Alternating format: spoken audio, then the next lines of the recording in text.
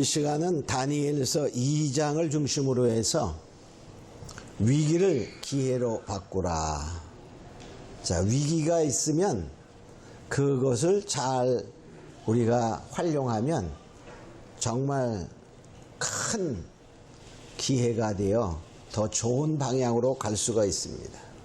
그러나 그 위기를 정말 두려움으로 받거나 위기 속에 정말 잘못 선택하면 우리가 흔히 얘기하는 망조가 될 수도 있어요.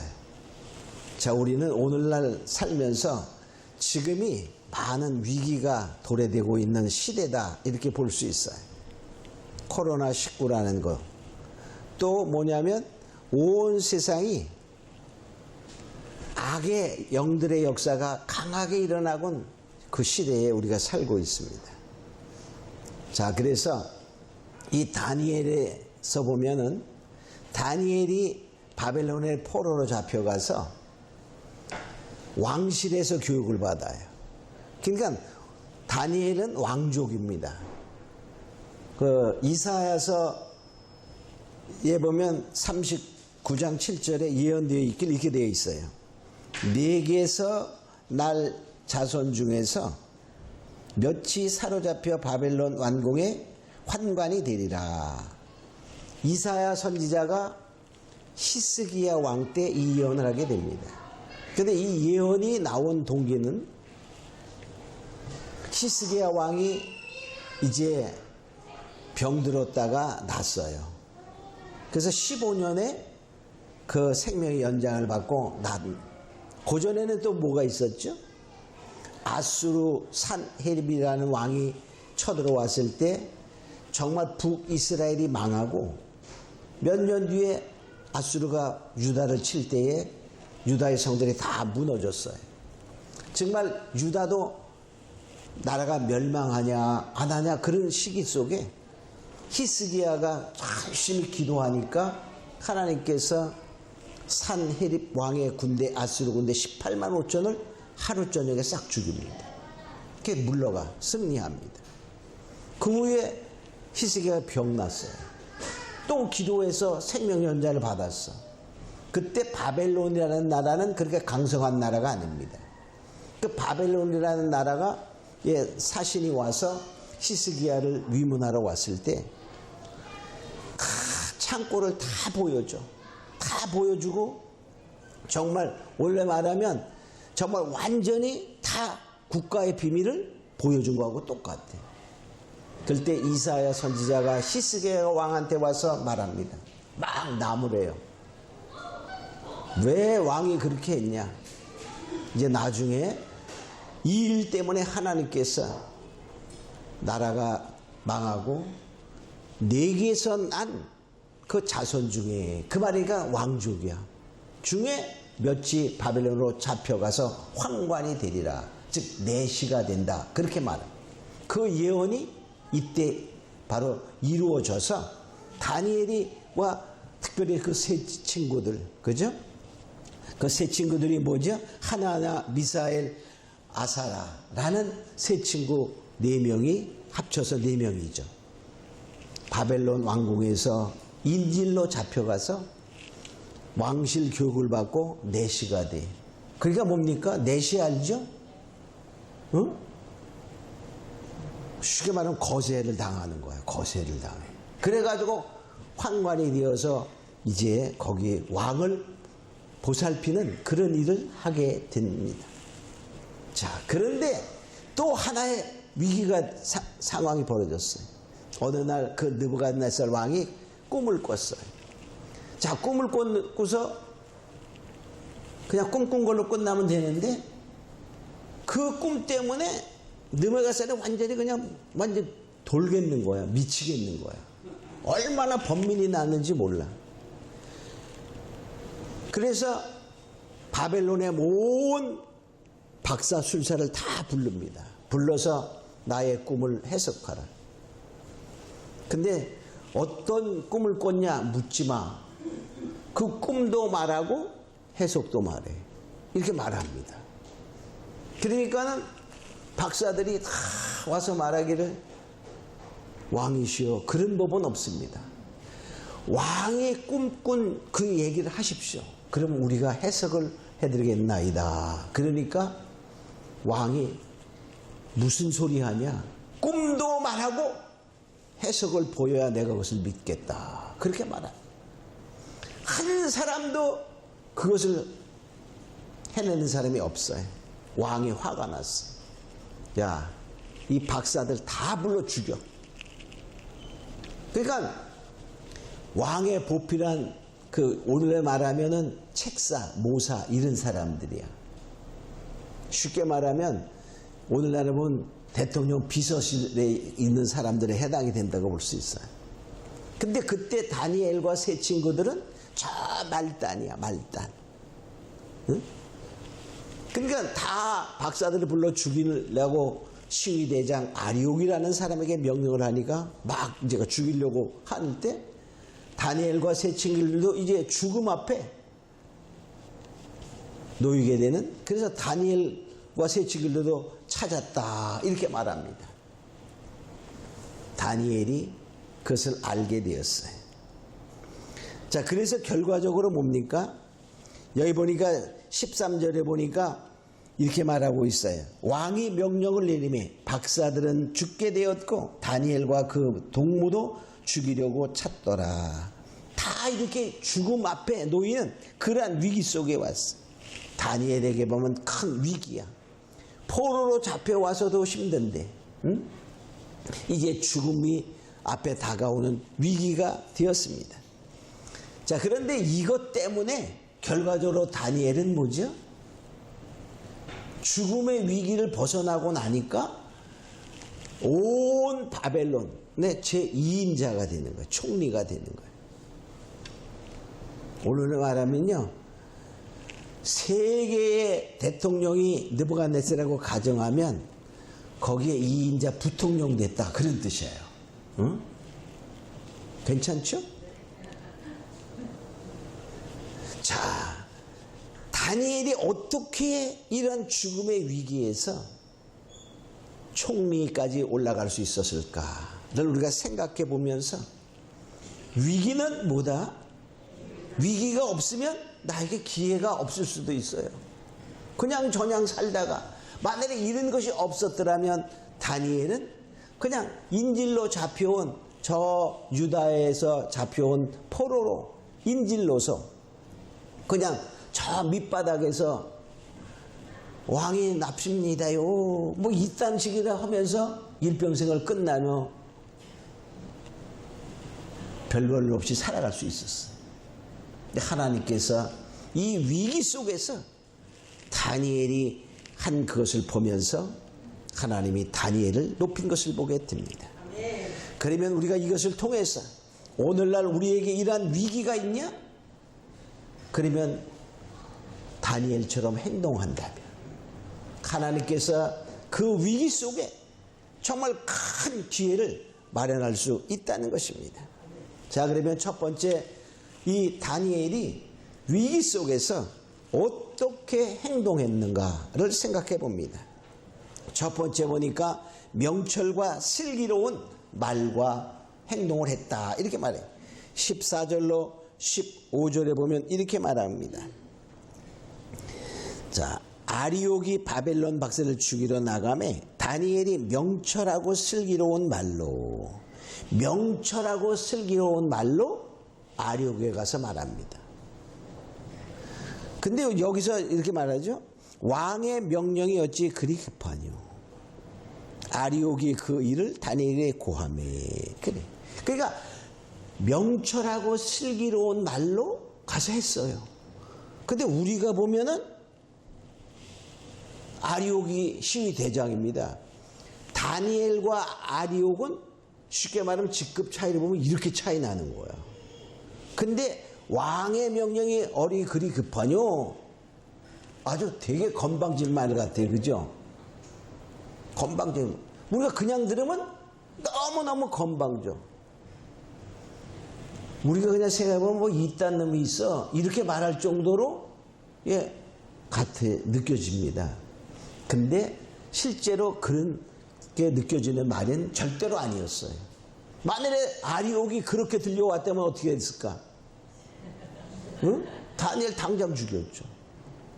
근데 이 표현은 지금 그렇게 느껴질 수 있지만은 이 말이 아리옥에 딱 갔을 때 정말 그 마음이 상하는 게 아니라 마음에 다가오는 말이 되었어요. 그래서 그 지금 상황을 잘 다니엘에게 설명했다 이렇게 말하고 있어요. 그러면 명철하고 슬기로운 그러한 말과 행동은 무엇일까 이렇게 생각해요. 과연 어떻게 하는 것이 그런 말일까? 잠언서 9장 10절에 보면 여호와를 경외하는 것이 지혜의 근본이요 거룩하신 자를 아는 것이 명철이니라. 자, 명철하고 슬기롭다는 말은 지혜롭고 명철한 그런 말이야. 지혜롭고 명철하게 말을 했어요. 가서 행동도 어떻게 그렇게 했다는 거야. 그러니까 결과적으로 그것은 어떤 것이올까? 그 말은요, 하나님이 말하는 것처럼 아리옥에게 들려오는 거야. 그 말이가 뭐냐? 그런 상황 속에서 다니엘이 어떻게 했을까? 계속 기도하면서 우리가 갔겠죠? 하나님께 물으면서 하나님이 이렇게 말해 라고 한 그 사인을 받고 말했다 이렇게 볼 수 있어요. 그래서 결과적으로 이 명철하고 슬기로운 말과 행동은 하나님께 물어서 하나님의 그 지시를 받아 하나님이 하시는 말씀대로 우리가 따라하는, 즉 하나님이 주시는 말씀을 하는 것입니다. 그래서 하나님의 인도함을 받으며 말하고 행동하는 것이 명철하고 슬기로운 말과 행동이다 이렇게 볼 수 있어요. 그래서요, 그러니까 명철하고 슬기로운 말은 다른 말로 뭐라 그랬죠? 하나님이 주시는 말씀을 하는 거예요. 그러면 어떻게 하냐? 자, 또 이 잠언서 20장 5절에 보면 사람의 마음에 있는 모략은 깊은 물 같으나 그럴지라도 명철한 사람은 그것을 길어내느니라. 사람의 가슴에 있는 모략, 마음에 있는 모략, 즉 지금 느부갓네살의 모략이야.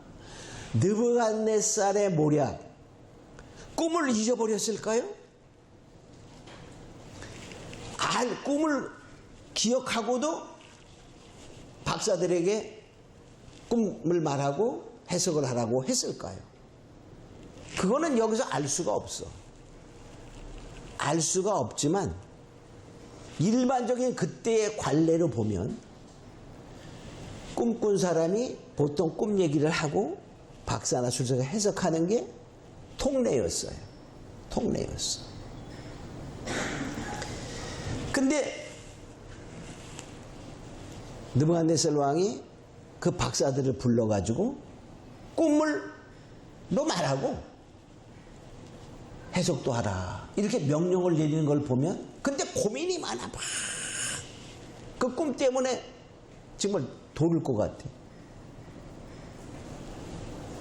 요새 젊은이들 중에 집 살려는 사람들은 집 살린 것 때문에 돌아르는 사람이 있어. 서울에서 전세 사는 사람들은 막 미칠 것 같다고 그랬는데, 뭐 6억 달러든 하는 어떤 사람 얘기들이니까는 전세가 막 10억 달러네. 미치겠다는 거야, 미치겠다. 미칠 필요 없어요.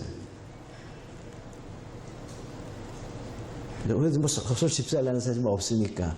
그래? 그렇지 않아요. 2, 3년 가봐. 지금 집 사는 사람들은 99% 하우스 푸어 됩니다. 2, 3년 후에.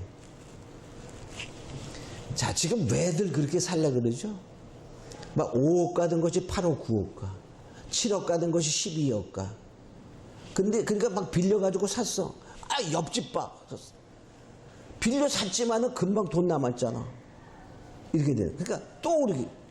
근데 그게 뭐가 있어요? 꼭대기가 있는 거예요. 꼭대기가 있어. 이제 바로 꼭대기, 꼭지점 찍습니다. 응? 그럼 꼬꾸라집니다. 꼬꾸라져.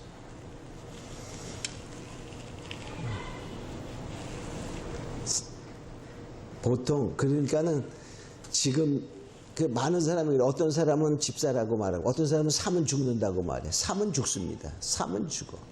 응? 얼마 있으면 팍 꼬꾸라집니다. 자, 하여튼 간에 우리는 뭐 집 살려고 하지 않으니까. 그러니까 이제 걱정할 필요가 별로 없지만 지금 걱정하지 말라 그런 말이에요. 걱정하지 말라.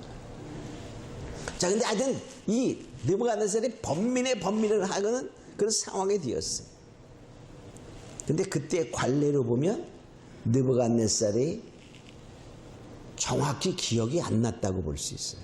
정확하게 기억이 안 났어요. 그냥 전체 추측해 볼 때. 그래서 꿈도 말하라 그렇게 말했어요. 자, 그런데 하여튼 거기에 느부갓네살의 모략이 있었어. 근데 여기서 뭐라고 말하죠?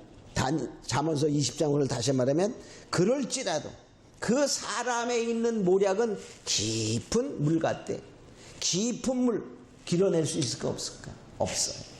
근데 그러나 명철한 사람은 그것을 길어내느니라. 그래. 아까 명철은 뭐라 그랬죠? 하나님을 아는 거예요.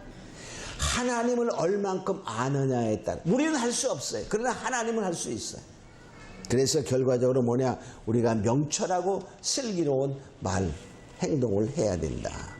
다시 말해서 명철하고 슬기로운 말은 뭐라고 말했죠? 하나님께 물어 하나님이 지시하는 말과 행동을 하는 것입니다. 그러면 그 말이 혹시나 거친 말이라 할지라도 그 상대방은 결코 그 말 때문에 말이 역사하거든요. 하나님의 말씀이. 자, 두 번째로 시간을 잘 활용해야 됩니다. 여기 15절을 보니까 이렇게 말해요. 다니엘이 들어가서 왕께 구하기를 기한하여 주시면 해석하게 드리겠나요? 기한하여 주시면 그 말은 뭐예요? 시간을 정하여 그러니까 시간을 뭐 이틀이고 이틀 하루면 하루 이렇게 시간을 주시면 그런 말이에요. 기한하여 주시면 내가 해석하겠나이다 이렇게 말합니다. 그러니까 우리는 뭡니까? 시간을 잘 활용해요. 시간을. 가서 만일에 건방지게 바로 해석하려고 그랬으면 됐을까 안 됐을까? 안 됐어요. 그죠? 시간을 잘 활용해요. 그러니까 우리가 뭐냐? 시간을 뭐 할 때? 우리가 정말 말할 때가 있고 말할 정지해야 될 때 그런 기회를 시간을 잘 활용해야 됩니다. 살 때 팔 때 잘해야 돼. 집도 잘못 사면 어떻게 될까? 고가에 사면. 지금요, 만일에 이제 그런 것도 보면 이 꼭지점에 거의 다 달았거든요. 거기서 사면 어떻게 될까? 조금 더 오를 수 있어. 근데 바로 꺾입니다. 응? 지금 코로나 때문에 정신들이 없어서 뭐 어떻게 돌아가는지 모르지만 정신 차린 근데 보면 다 지금 뭡니까? 문 닫는 데가 부지기수라는 사실을 알아야 돼. 세계적으로. 중국의 회사들이 계속 지금 모라토리움 부도나기 시작하는 거예요. 엄청난 그 플러스 A 세계 즉 플러스 트리플 A라는 신용이 아주 좋은 그 회사들을 트리플 A라고 그래요. 즉 A가 3개 플러스. 자, 그런데 그런 회사들이 지금 뭐 부지기수로 부도나기 시작하는 거예요. 그러면 어떻게 될까요? 이웃 나라니까 그냥 그렇지. 그게 아니야. 그 여파는 세계적으로 가는 거예요. 세계적으로. 자, 지금 우리나라는 막 오르지만 다른 나라들, 미국 같은 나라들은요, 집 그냥 막 정말 다시 옛날 사태처럼 오는 거예요. 지금 우리 한국은 이상하게 비정상적으로 돌아가고 있다는 사실을 알아야 돼요. 자, 세 번째, 신앙의 절개를 지킬 줄 알아야 돼요. 신앙의 절개를. 위기 속에서도 신앙을 딱 하나님을 믿는 믿음을 절대적으로 믿고 버리지 않아야 됩니다. 다니엘서 1장 8절에 보면 우리가 다니엘이 무엇을 우상의 제물을 즉 고기들을 먹어야 되는 왕이 주는 그 진미를 먹어야 되는 그런 상황 속에서 말하잖아요. 그 음식을 맡은 환관장에게 말하기를 이렇게 말합니다. 다니엘은 뜻을 정하여 왕의 진미와 그의 마시는 포도주를 자기를 더럽히지 아니하리라 하고 자기를 더럽히지 않게 하기를 환관장에 구하니 내가 그 우상의 제물을 먹어서 몸을 더럽히지 아니하리라 하고 환관장에게 말합니다. 그 말은 뭐냐? 목숨 걸고 신앙의 절개를 지키기 위해서 그 분위기에 휩쓸리지 않는 그러한 모습을 말하는 거예요. 자, 우리는 보통 보면 다 시대에 휩쓸려 가잖아요. 얼마나 많은 성도나 목사님들이 시대의 흐름에 그냥 가서 거기에 굴복하는 모습을 보게 됩니다. 그러나 우리가 기회가 정말 위기가 기회가 되려면 하나님을 신뢰하는 그 믿음의 절개를 지켜야 한다는 것입니다. 자, 그 다음에 뭐냐? 함께 기도해야 돼. 여기 18절에 보니까 다니엘이 친구들에게 가서 말합니다.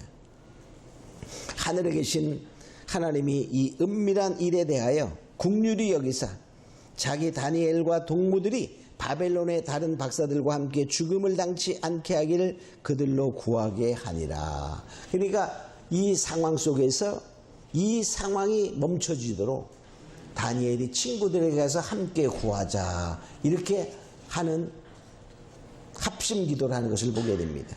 합심 기도는 능력이 있고 합심 기도는 하나님이 응답을 잘하신다 이렇게 말하고 있어요.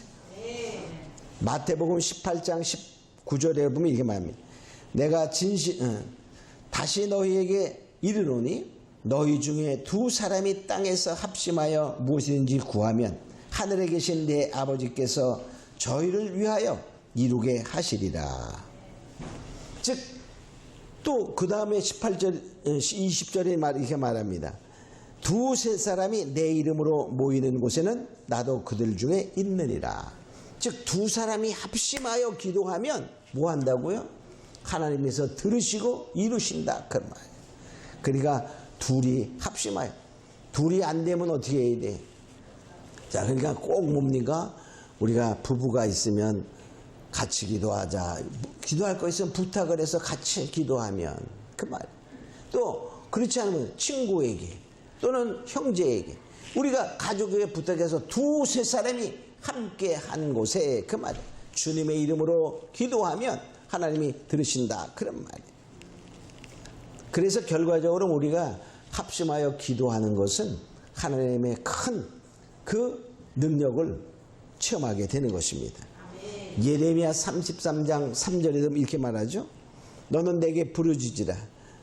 내가 내게 응답하겠고 내게 알지 못하는 그거 비밀한 일을 내게 보이리라. 그러니까 이럴 때 부르짖어 하나님께 기도하면 비밀한 일들을 하나님이 보여주신다는 거예요. 그러니까 다니엘이 기도하고 친구들에게 같이 기도하니 하나님이 뭐죠? 들으시고 비밀한 일을 보여주었다 이렇게 말하고 있어요. 그러니까 이제 크게 두 번째로 그러니까 느부갓네살 왕의 꿈꾸었던 그 꿈을 하나님이 기도하는 중에 밤의 이상 중에 다니엘에게 보여주시는 거예요.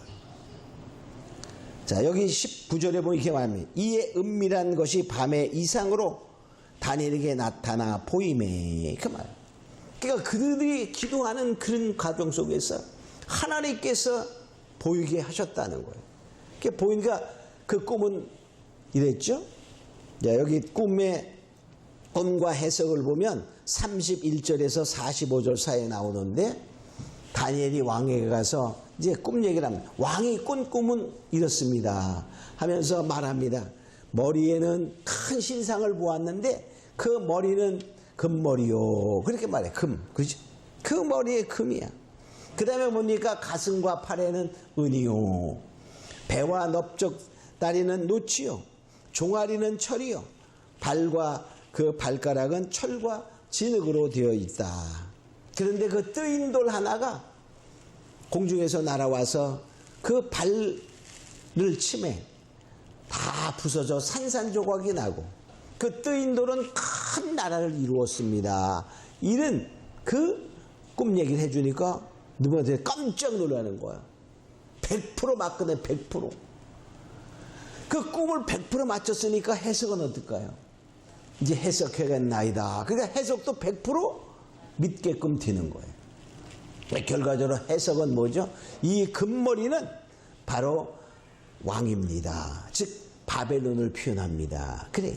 그 다음에 그 가슴과 발의 은은 왕보다 좀 못한 나라가 나타날 것입니다. 이래. 그때는 역사적으로 나라가 형성 안 된 거기 때문에 미래의 역사를 보여주는 거예요. 즉 바벨론보다 조금 못한 나라가 나타날 것입니다. 근데 그게 우리가 지금은 역사에 나타난 것이지만 결과적으로 메대 바사를 말하는, 즉 페르시아를 말하고, 즉 배와 넓적다리 노슨, 즉 녹과 같은 나라입니다. 근데 우리가 역사를 볼 때는 헬라에 해당이 되고 철종아리 는 철과 같은 나라, 강한 나라가 나타난다. 그래서 강한 나라, 이게 바로 로마 제국입니다. 로마 제국. 그 다음에 뭡니까? 이제 발과 그 흙으로 되어 있는 발과 흙, 그건 철과 흙이죠. 발과 발가락에. 그런데 그 발가락은 일부는 철이요, 일부는 흙이다. 그랬어요. 그래서 강한 나라가 있고 가려지 못한 나라, 즉 여러 나라 열국시대가 되는데 그 중에 강한 나라, 약한 나라가 있다. 지금이 바로 그 시대 열국시대예요. 그죠? 열국시대. 우리는 흙과 같은 나라였는데 지금은 무슨 나라가 됐죠? 철과 비슷한 나라가 됐어요. 그러니까 열국시대에 뜨인 돌이 딱 나타나서 쳐서, 그러니까 뭡니까? 이것이 결과적으로 이제 하나님의 역사로 하나님 나라가 이 세계가 종말이 오고 하나님 나라가, 큰 나라가 이루어지는 그런 것을 말하게 되는 것입니다. 그러니까 딱 느부갓네살이 번민하던 그것이 싹 하시는 거예요. 싹 하시는 거예요. 자, 다니엘이 스스로 똑똑한 게 아니었어요. 하나님이 그에게, 다니엘에게 똑같은 것을 보여주시고 해석을 알려주니 느부갓네살 왕이 깜짝 놀랐어요. 그래, 얼마나 놀랐으면, 얼마나 자기의 번민이 싹 가졌으면, 우리가 그 결과를, 세 번째로 결과를 보면요, 첫째, 느부갓네살 왕이 그 보잘것없는 황관의 한 소년에게 무릎을 꿇고 엎드려 절합니다. 얼마나 높이든지 알았어요. 그러니까 다니엘이, 첫 번째로 왕이 다니엘을 존경하는 모습이 나와요. 46절에 보면 이렇게 말합니다. 이에 느부갓네살 왕이 엎드려 다니엘에게 절하고 명하여 예물과 향품을 그에게 드리게 하니라. 엎드려 다니엘에게 절했다는 말은, 그렇죠, 만일에 지금도 마찬가지야. 이건희 삼성 회장이 얼마 전에 죽었지만 만일에 이건희 회장을 살리는 의사가 있었다고 가정해 보세요. 가정하면 이건희가 살아나서 또는 온 가족들이 어떻게 했을까? 그 의사 앞에 무릎 꿇고 감사하며 엄청난 예물을 드렸을 거지 않겠어요? 바로 그런 거예요. 이 느부갓네살이 번민해요. 죽게 되는 막 그런 고민 속에 시원함은 받으니 다니엘을 극히 존경하는 모습을 보이게 됩니다. 두 번째로, 하나님을 영화롭게, 하나님의 영광을 드러내는 자가 되는 거예요. 자, 47절 이렇게 말합니다. 왕이 대답하여 다니엘에게 이르되 너의 하나님은 참으로 모든 신의 신이요 모든 왕의 주제시로다. 즉 이 느부갓네살은 하나님 믿지 않는 사람이었어요. 근데 다니엘이 하나님이 나에게 이렇게 보였다는 이러한 표현을 그가 들었기 때문에 내가 믿는 그 하나님은 신 중의 신이요 왕 중의 왕이다, 이렇게 표현하는 것을 보게 됩니다. 또 세 번째로 보면 존귀한 자가 되는 거예요. 48절에 말입니다. 왕이 이에 다니엘을 높이 귀한 선물을 많이 주며 세워 바벨론 온 도를 다스리게 하며 또 바벨론 모든 박사의 어른을 삼았으며. 그러니까 아주 높임을 받는 자가 되는 거예요. 박사들의 리더가 되는 거예요. 또한 뭡니까? 온 도를 다스리게, 즉 왕다움과는 통치자가 되게 만든다는 것이죠. 또 뭡니까? 이 다니엘은 다른 사람에게 도움을 주는 자가 됩니다. 49절에 보면 이렇게 말해요. 왕이 또 다니엘의 청구대로, 다니엘이 뭐한 대로? 요구한 대로, 그런 말이에요. 사드락과 메삭과 아벳느고 세 친구죠. 세 친구를 바벨론의 도의 일을 다스리게 하였고 다니엘은 왕궁에 있어요. 그러니까 다니엘이 세 친구도 같이 기도했습니다. 이들에게도 뭐를 좀 주시면 안 될까요? 이렇게 요청한 거예요. 그러니까 도를 다스리겠다는 말은 오늘 말은 도지사에 해당되는 그러한 직위를 주는 거예요. 그러니까 이 위기가 결과적으로 뭡니까? 엄청난 찬스가 되는 거예요. 어떻게 한다고요? 우리가 첫 번째 다니엘이 한 것처럼 지혜롭고 명철한 삶을 살아가는 거예요. 그 지혜롭고 명철한 삶이 뭐라고 말했죠? 늘 하나님께 물으면서 하나님이 지시하시는 말과 행동을 따라하는 거예요. 그게 중요한 거예요. 그리고 뭡니까? 신앙의 절개를 지켜야 돼. 신앙의 절개. 이럴 때 믿음을 잃어버릴 가능성이 많아요. 그죠? 그러나 신앙의 절개를 지킨 다니엘은 상황이 완전히 바뀌는 거예요. 다니엘이 아무리 노력하고 힘써줬다고 이거 됐을까요? 될 수 없었어요. 신앙의 절개를 지키니까.